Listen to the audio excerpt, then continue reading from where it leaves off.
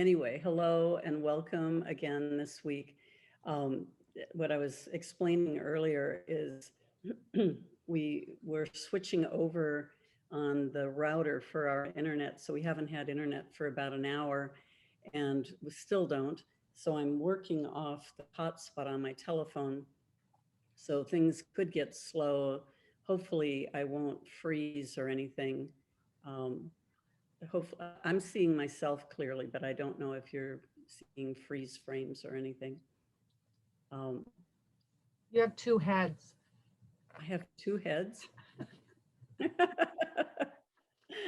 Okay, that's an interesting twist. Alrighty then. Um, so today I wanted to take our conversation a little further. And over the weeks, we've talked about values and how important they are and how they need to, um, you know, be relevant, whether we're in a body, between lives, on a deserted island by ourselves and all of that. Our values would be the same and our purpose would be the same, right? So, so today what I thought we could talk about is how do we get those values and how do we keep them in order to enjoy the things that, the things, the people, and the activities that we love. So, so first of all, I think a lot of you have been working on your values, right? More or less, kind of. um, so what's important to you? It's either something that you have or that you would like to have. But what is important to you? Anybody have something top of mind, top of the list? What is something that you would work towards getting or having or keeping? Security. Okay, security. Okay. What else? Anybody? Imagination for me. Imagination. Okay. Cinda, anything important to you? You'll have to unmute. There, sorry. I missed last week and I just saw my grandson off and my brain hasn't settled. I need to think some more. Okay, all right. Okay, Well, sorry about that. so maybe your grandson is important to you, right? Very, very. Yeah, Okay. I like to be here for him. Yeah, so there's a lot of, a lot of options. We all have things that are important, right? Debbie, Hi, Mary. hello. I think a balance for me, just that balance of home, family that are well, keeping myself healthy, keep staying happy and excited in my job role. Just trying to keep that overall balance of not getting pulled down by daily life. Okay. So what would you need in order to maintain balance? When I look at the bigger picture, when I look at values, I could say all a range of different things, but it might not be it. I don't know what actually my main goal. I think I might know, but then I like to give, but I think that's what a lot of people naturally do anyway. I don't know, maintaining a good, happy relationship with my family and children, but I do that anyway. I don't, it's quite a hard question when you look at values. You think that you know, and you think it's an easy thing to answer, but actually, when you really look at it, if I look at the bigger picture and say, what do I want? I don't know, but I'm not unhappy. Okay, but maybe you're making it more complex than it is. Probably. So, but it brings up a good question, because a lot of people would be confused. Um, but for instance, I mean, you could just take anything. You could say, okay, my house, right? Because somebody said security. Was that Cinda or Jan or somebody? Jan? Um, Security. Okay, so what does it take to have security? And those would start developing your value list. So, okay, I like to have a house. I like to have a house with doors and windows to Mm. keep nature out. And I mean, I have bears that are wandering around here. So I like doors and windows. I like locks on the doors and windows. So that's, security. So, but if you take balance, what is it going to take to maintain balance? And I mean, there would be a question, is that really the goal? Having balance, is one word. I mean, that's a concept, but it's a resting point, Mm. But right? I suppose for balance, I live in my home. I've got the fundamental things. I've got a roof over my head. I've got water. I've got food in the fridge. I've got money to buy that food. I'm grateful for my family. So I've had 2 children and grandchildren. Mhm. And I work so I can provide to keep a roof over my head, to keep the food on the table. Um, I So can't say all of that's those, all. Go all of on. those things you're listing are values. Yeah. You're working hard to make the money to acquire those things, right? But you Um, mentioned last week, Mary, you mentioned that in your past lives, which I know that I have to work on myself to find out my past lives. I had one past life about 10 years ago, which literally just opened my mind to another dimension of, wow, there's so much that I know that I don't know. And over the past 10 years, my love and passion for all different things has just exploded, which has made me realize I have many past lives. uh-huh. I've got to work on myself to be able to do past life regression on myself without needing to go to somebody. That's what I'm working towards. That's what I need to find out my past lives. But you mentioned last week about values, and that one past life after another, although they may be all parallel and at the same time, are all working to one value or one aim or one goal. But I don't know what that is. But that's purpose. So the values, so all the lifetimes, so there would be multiple lifetimes, but there's multiple values, but they're in a hierarchy, and they would all be pointing towards, well, actually my existence and my consciousness, right? Because without those two things, I'm not here at all, right? So consciousness and existence, and then what are the factors that have to go into my life or my attention, or what do I need to gain and keep in order to be able to maintain my consciousness and existence? So the ability to learn, Ashley Ann said imagination, that's a valuable thing. So we can imagine, we can invent things, we can put concepts together and allow them to make sense. We can apply those concepts to ourselves. So we're using imagination. Um, um, Other values are, your brain, your health, obviously, Mm. the things that keep you able to survive. But so physical survival is one level. And then our values, as we start building them and start looking beyond the physical world, would start taking in other concepts like the ability to learn and, spirit guides, or, Mm. energy and different things like that. So those are values. Um, but the values would then help to inform us about our purpose, which is the one thing.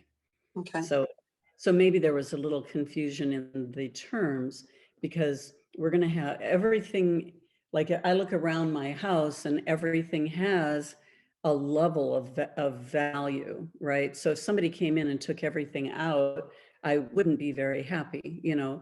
And but some things it would be like, oh well, I'll just go back and replace it. Other things it would be like that was really irreplaceable, or that was really special to my heart. And so, you know, or you know, if it's the house burns down, you know, I mean, we see these tragedies, houses burning, or earthquakes, or like in Miami with the building that crushed, you know, and you lose everything, or a tornado or a hurricane, and you lose everything, even your shelter, um, or your livelihood, you know, your car is gone, your house is gone, your job is gone. That's a whole new level of, you know, now looking at it and going, wow, you know, to have this house, I take it for granted maybe every day that I get to come here and hang out, but it's really valuable to me, right? Especially when you don't have it. I think it's, you know, like for me right now, I've been struggling just to walk. And so now I'm looking at mobility, you know, okay, you know, mobility is really a high value for me. So it means that I'm going to have to exercise and strengthen my legs and stay flexible and, you know, keep my energy high and that sort of thing, because I could lose my ability to walk, you know, if I just let things deteriorate. And so maybe you don't really even realize what you value till it's gone. What if you lost your eyesight? You know, and then all of a sudden it's like, oh, that was really important. I You know, think since once I had my past life regression, I think feel my own purpose at the moment is, I think from my past life regression has opened up my conscious awareness over the last, especially over the 10 years. And especially, I've always been quite a wanted to learn, but now my learning is worldwide. I want to learn all different things, which I was a little bit more closed-minded maybe. And I feel that the past life has done that.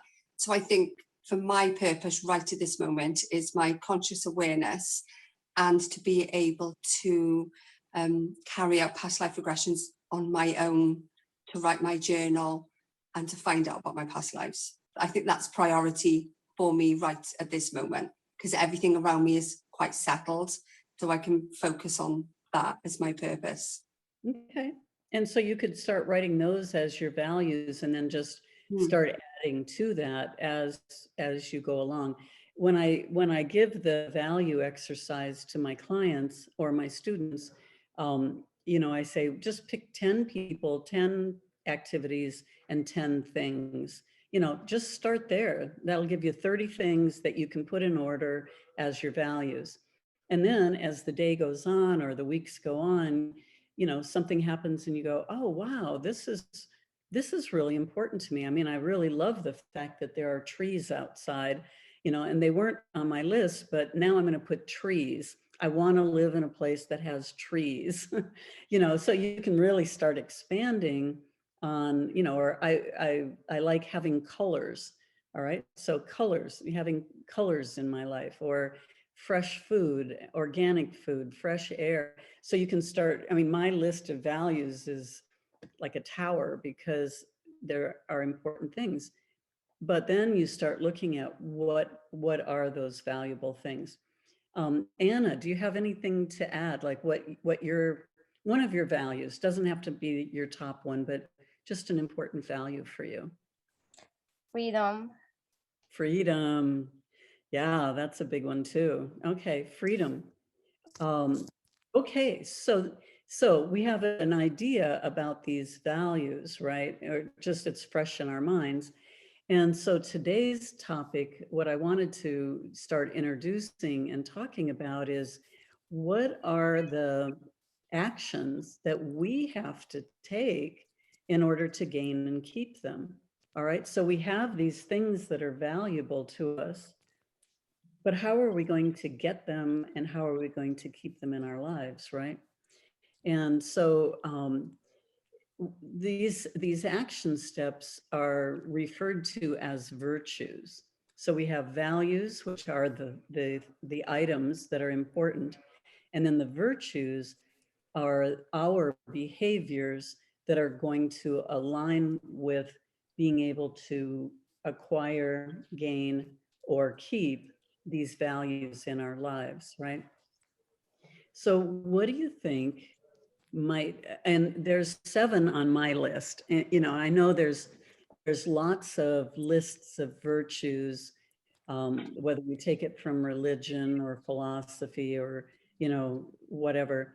I like the list that Ayn Rand brought, or put forward in her book, Ayn Rand, Ayn Rand. She has a book called the Ayn Rand Lexicon, which is a great book of reference to her philosophies, and a lot of the terms that I use are from her teachings. There's a little disconnect because she didn't believe in spirituality or anything that was not tangible.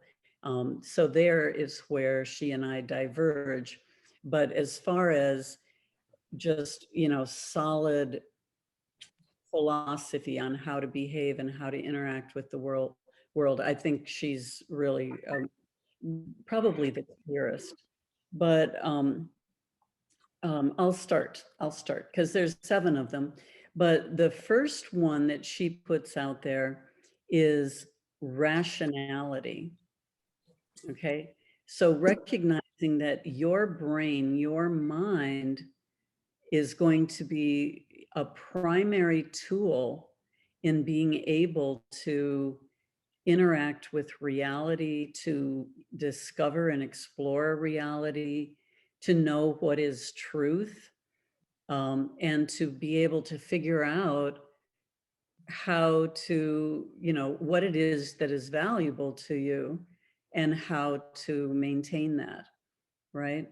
So if we think about that, oftentimes we kind of just take our minds for granted. But think about that ability to be rational and protect our mind. Let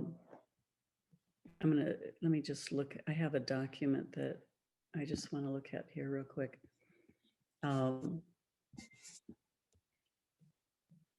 Okay, so in her words, or I've kind of edited her words, rationality requires that you hold your mind and your clearest thought processes as the most valuable tool for recognizing truth and reality.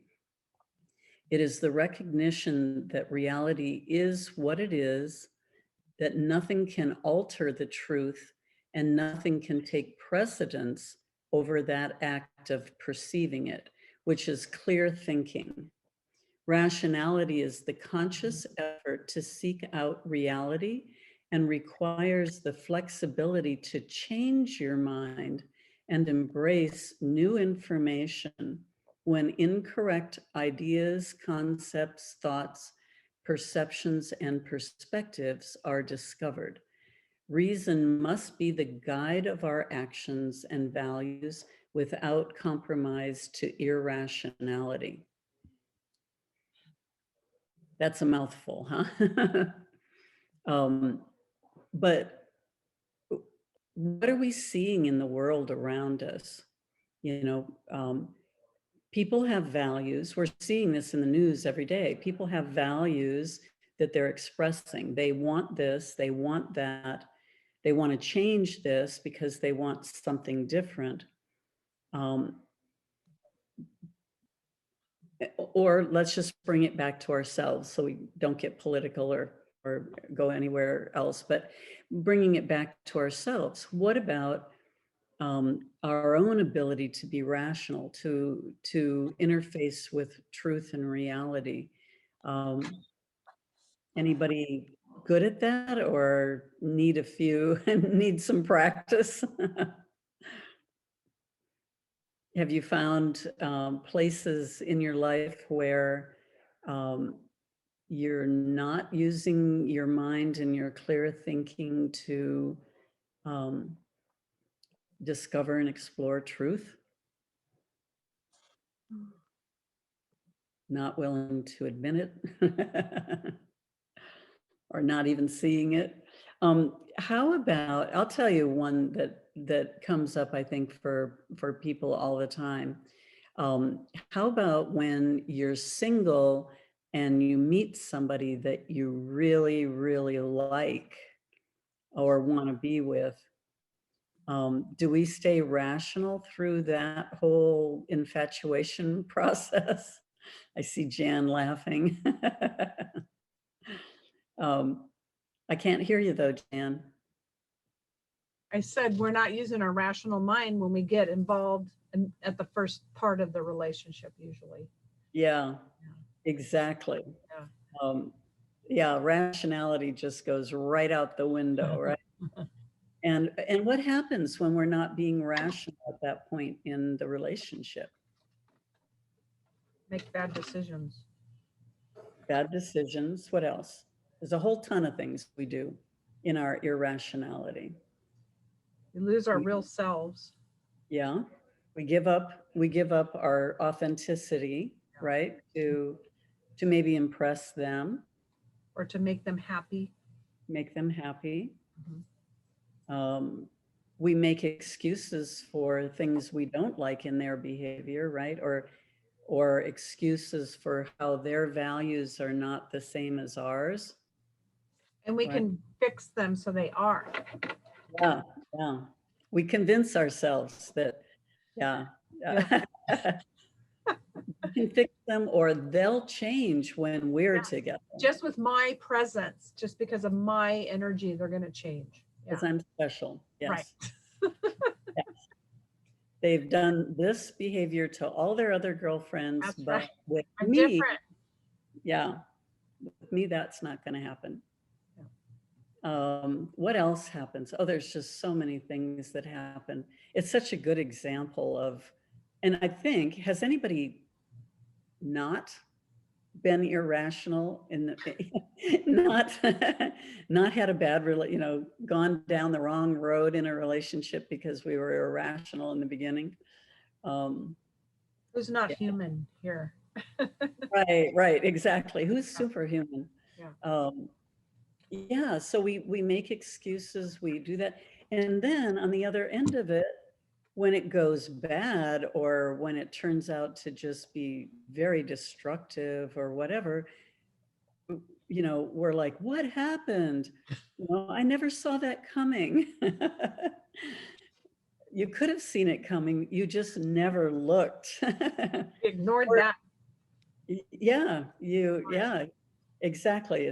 That part of truth and reality was just set over here on the side and locked down behind a big door, right? A big steel trap. And we didn't look at it usually for 90 days. And then we start getting really worn out. And it's pretty much 90 days with every client I've ever worked with and just experiences out there.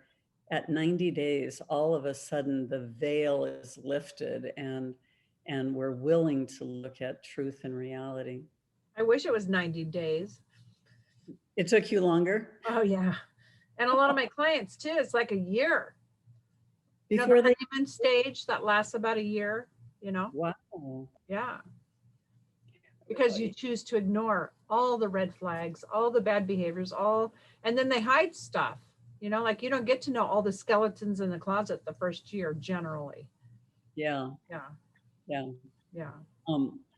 Right. And then we think, well, nobody else will love us and I'll be alone. And we have all sorts of excuses. Time's running out. This has got to be the one. Yeah. Right. Yeah. My biological clock is ticking. Yeah. So rationality. The other thing that I hear a lot in just anywhere in conversations is my truth. Right? Do you ever hear people say that? Well, this is my truth, right? Well, how can truth be different for one person or be from one person to another? I mean, truth is truth. Truth is reality made conscious, made aware. Truth is reality. We don't get to just have separate realities and call it good. I mean, the universe is one reality. What they're really saying when they say my truth is my opinion or my perspective. But see, that would be a weak argument, right? If I say, well, it's my opinion, then you can go, well, it's just your opinion, so it doesn't matter. But if I say it's my truth, then it just backs people off. How are you going to argue with my truth, right? But they're just substituting the word for my opinion. So please, if you're studying with me, please don't say my truth. There's either a truth and it's empirical and objective, and anybody would be able to see it if they are objectively observing that. I mean, you don't say, oh yeah, science, well, you know I mean, we do have this, so excuse me, but in a real world, science would be one truth, right? The experiment is supposed to be repeatable, and you would see that every time, and then it becomes a fact or a part of reality. But the way science is now, it's just who's paying who to say what, and what data are they looking at, and how can they massage it so that it comes from a perspective that they want us to believe, and then they call it science, right? I like But that it's word massage. They massage it. they massage it, yes. It's like, Like you're making dough and right, it's you're like, gonna how do massage we it get into whatever you want it to be. Yes. yes, so we can get these numbers to fit into the Yes. form of what we want to present. Yes.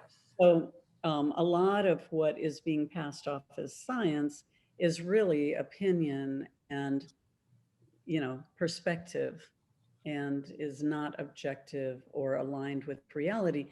And so what happens is, for us, the reason this is important, the rationality part, and I really want you to take this to heart and think about it all during the week, of rationality, of using your mind as the most important tool that you have for discerning reality and coming up with what really is truth, is because if we accept things that are somebody else's truth, which is just their opinion or their perspective or a partial truth, um, then, and we accept that as reality, we are agreeing to shrink our consciousness. We're agreeing to fall into this trap of a reduced ability to see the reality of this universe we live in. We're just accepting somebody else's opinion and calling it fact. It's very, very dangerous. And, okay, it's going to be dangerous politically. It's going to be dangerous, eventually we may lose all our freedoms, whatever, and I don't say that lightly, but even more important than all of that is, how about the next 5,000 years of your consciousness? Do you want to protect that? Right? So when Debbie's talking about looking at past lives, we also have to look at what are we doing today that is going to preserve us for the next 5,000 years, the next 1,000 years of lifetimes. So is it better to just go along with whatever somebody is telling you is their truth, right? How many times have we been in a relationship where we're, maybe suspicious, I think you did this and, whatever. And they're going, no, it's the truth. And then you just believe it, even though it's not true, right? You left the water running. You left the dishes out. No, I didn't. It's like, okay, we have gremlins in our house, by the way. So that's where A cat did it in our house. disappear and the cupboard doors are left open, and Right.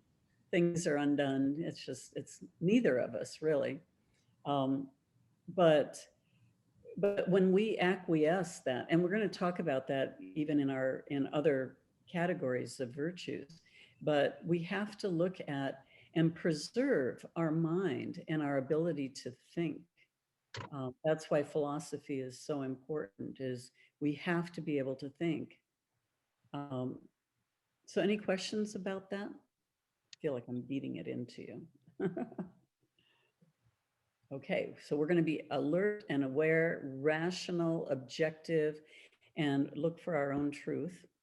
Um, and the and we'll just do, well, we'll try one more.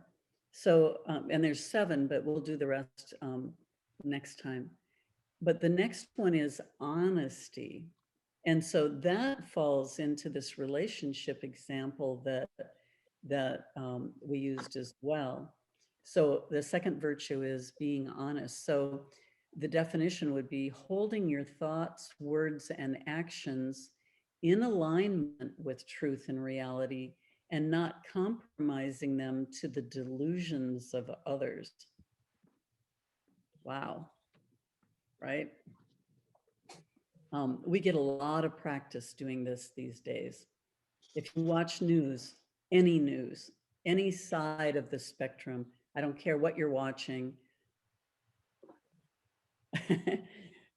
try to find where the truth is, right? And then the honesty of, let me read that again. So honesty is holding your thoughts, words, and action in alignment with truth and reality, and not compromising them to the delusions of others. So when other people have their opinions and they're saying, this is the truth, and this is the way it is, and this is how it happened, and this is what went down, and this is what this person is all about. What I see in the world is, everybody just going, okay, well, that's what I believe, and I'm going to start talking the same way.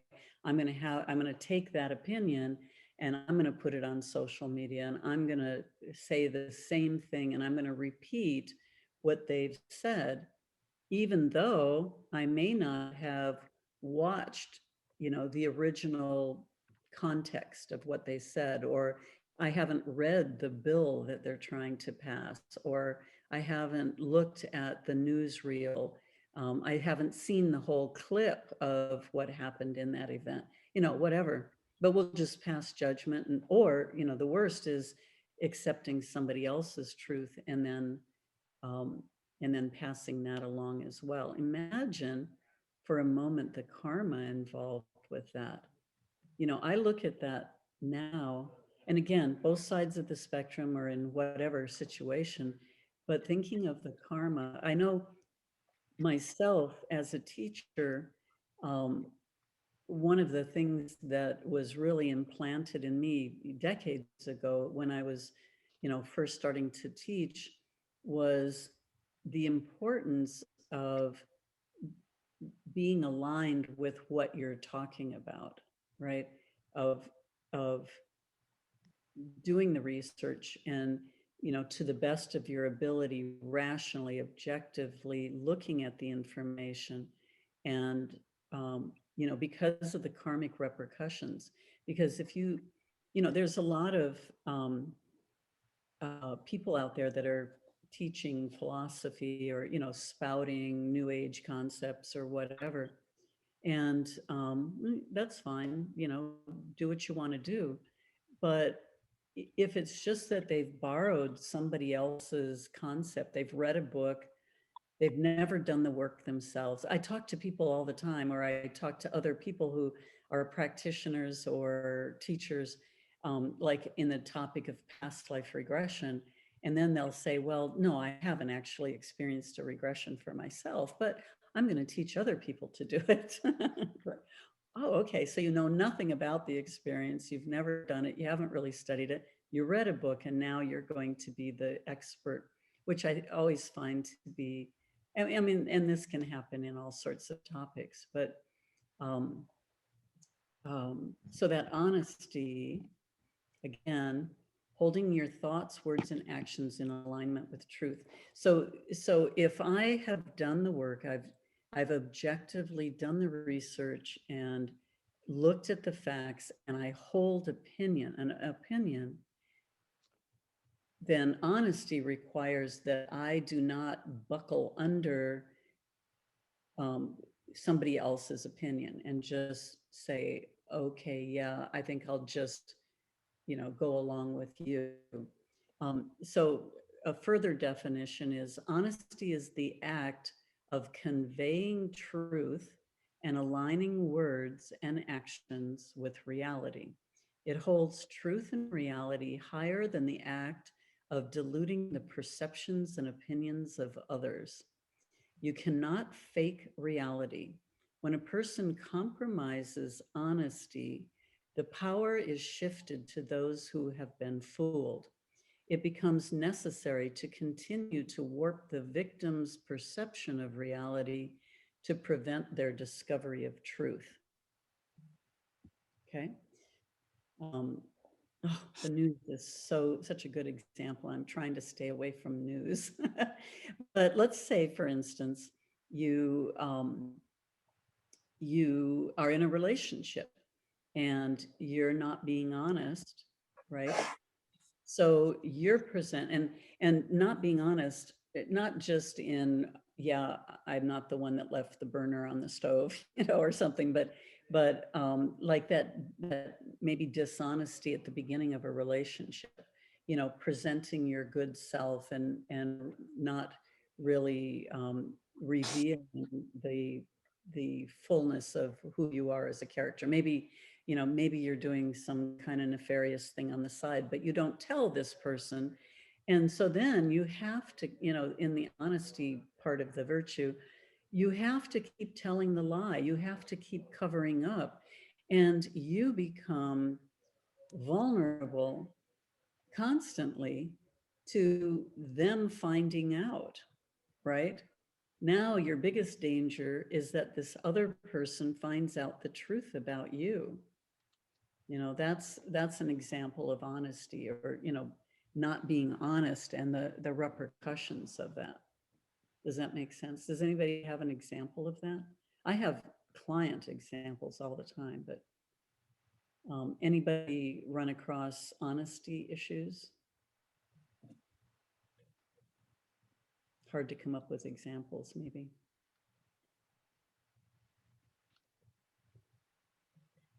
Okay. Trying to think of another. Well, of course, cheating in a relationship, right? Um, if you have a vow that you're going to be faithful to each other and be monogamous, um, and then one person decides not to, um, they are presenting one reality, or they're trying to uphold one reality, but it's not being honest because that reality is not what's happening. And they, they depend on the ability to delude that other person into believing their story. I'm sure we've all gone through that. I mean, not that particular instance, that example, but, where we're faced with, are we going to be honest? And so now we have to be careful, because some people take that honesty and they think, well, if, um, what was I going to say? They're making noise in the other room, is distracting me. Be quiet. If I'm just trying to think of what I was going to say now. I've lost my train of thought. So, being honest does not mean that you get to be rude, right? Like, being honest, you have to be careful of what you're being honest to. Like, if somebody says, oh, I just got my new haircut or whatever, and you don't like it, you could still say, well, they did a good job. I mean, you want to be honest, you don't want to lie in particular, but you don't have to hurt their feelings, or, look at this new dress I bought, or, I'm working on this piece of art.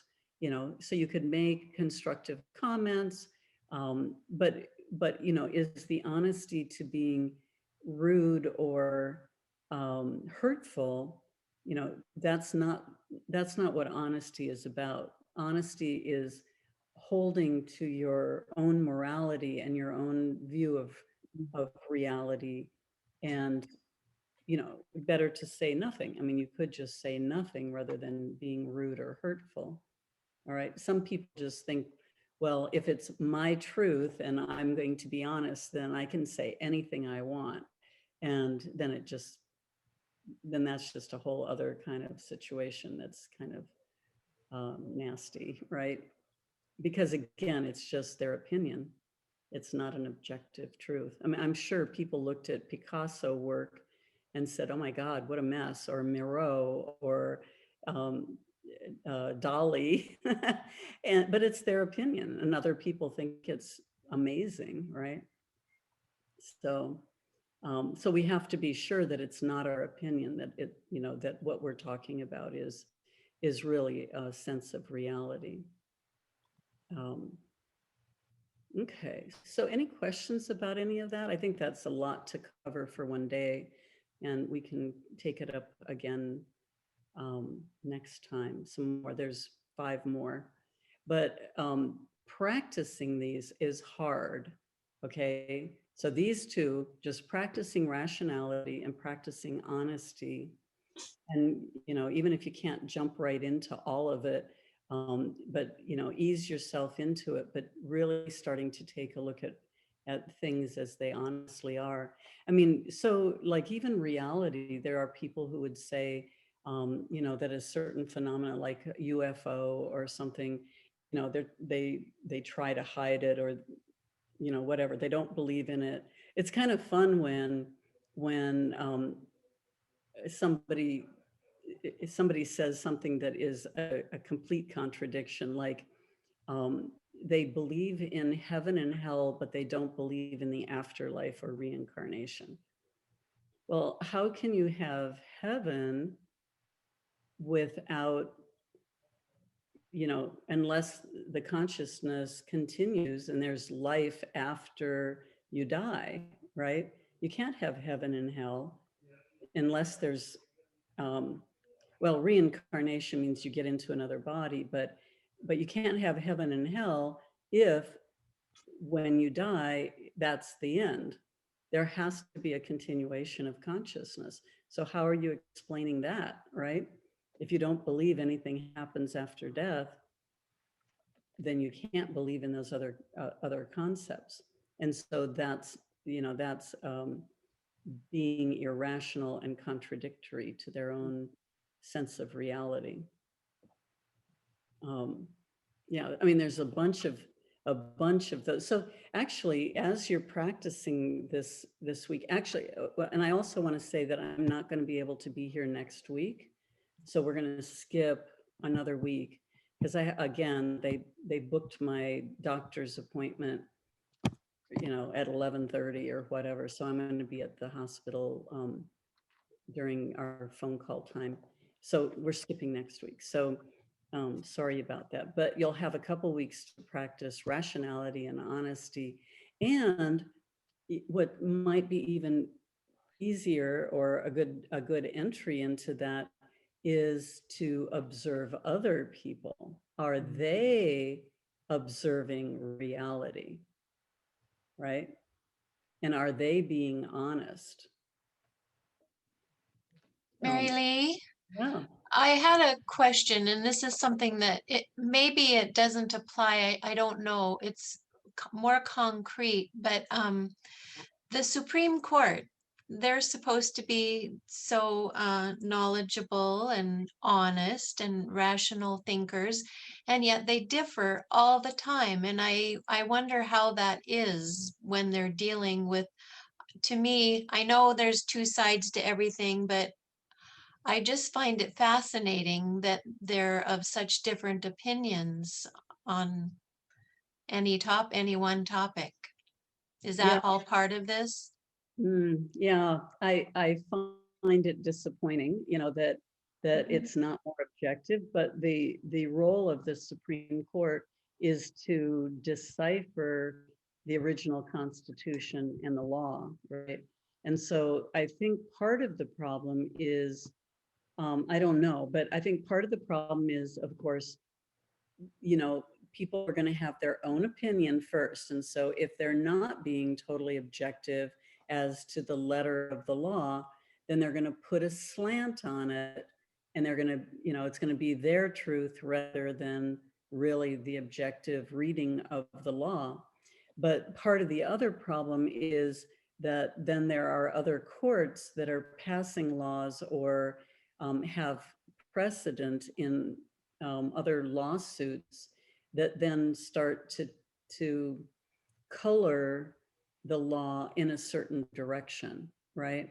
And so then it becomes very complex as to what law they're going to say takes precedent, or which law, how is all of this fitting in? So when it gets to the Supreme Court, usually they're trying to clean up that part of it. Like, the state Supreme Court passed a law that really isn't constitutional. So then when it goes to the Supreme Court, then, then they can, change that and make a ruling on it. But yeah, exactly. That's the problem with court, and going to court cases. I was involved with a court case, and we had a terrible lawyer that was assigned to us. It was a property rights thing. Terrible, just totally weak. It was a lawyer that was given to us by our insurance company. And the lawyer for the other side was like an ambulance chaser, aggressive, just a bear cat. I mean, it was terrible, and just totally rolled over us. And I don't think justice was served at all, but it was just, who could argue better? I mean, this guy would just have these huge arguments and photographs that were not even accurate, but he would make you think that you were looking at something that wasn't really what it was, and then our lawyer would just say, well, I have no questions. It's just like, what? Yeah, so I mean, and then the law is passed, and then there's a precedent, and then that's what they rely on in the future. Well, if this happened in this case, now this other cases will be ruled the same way. So it's unfortunate that it's not perfect.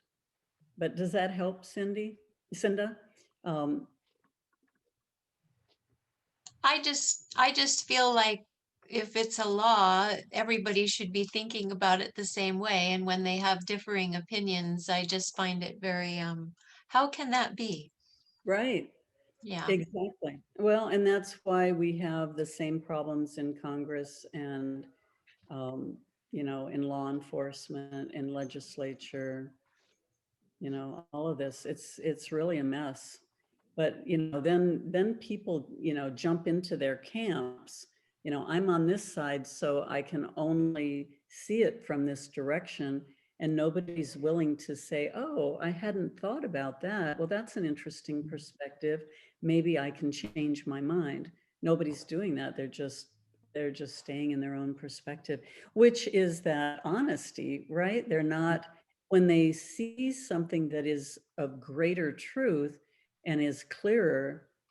But if you're still adhering to your old way of thinking, then that's not rational or honest.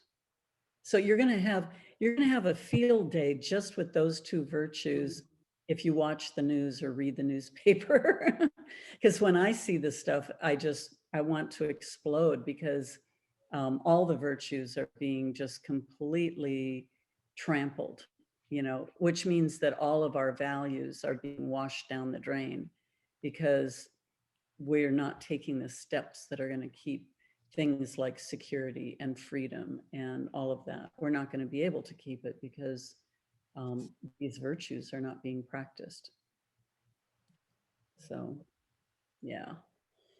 Okay, any other questions? Good questions, Cinda. That was great. Any other questions for today? have fun with this exercise. I think it's going to be kind of an eye opener for you. Hopefully it'll make some personal changes. Don't be afraid to look at some of your own stuff and go, oh, okay, I could shift this a little bit, or I could make this change, because that is the mark of growth, right? As long as you're shifting in the right direction, don't shift backwards. But allow it to impress you, allow these concepts to work on you as you observe others, but then also observe yourself and see. And maybe it'll get you in trouble these next couple of weeks. You know, maybe your honesty, you know, maybe you won't be perfect at any one of these things, but at least you're practicing. And then the more you make mistakes or have victories, then the more it'll become easier and easier to align with that. Okay, any other questions for today? Take care of yourself, Mary Lee. Oh, thank you. Thank you. You all too. What'd you say? I said, see you in 2 weeks. Yes, we'll be back in 2 weeks. And thank you all for coming today. And we'll see you then. Have a good 2 weeks. Bye. You too. Bye-bye. Okay, bye-bye. Bye, Mary. Bye-bye. Bye.